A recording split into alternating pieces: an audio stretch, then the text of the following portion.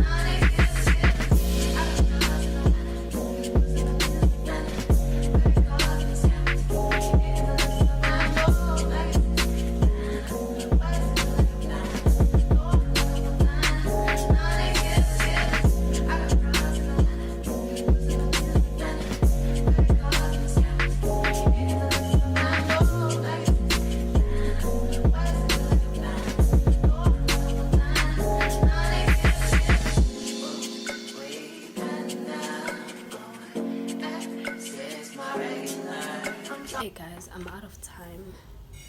So, and my battery's low. So I'm just gonna put on lashes. I'm just gonna put on lashes.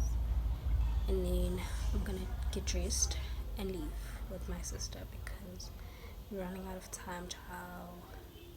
I'll see you guys when I get to Rooftop. Guys, one thing about me, I'm not sure about my earrings. I want to put these on because I think I'm going to be wearing like a black dress. So I'm going to put these or these. I'm not sure. But I think I'm going to pick these. By the way, my pack is finished. Like, aphelile-ish. Wonke ahamba nga 11111. I don't know where the rest of them are.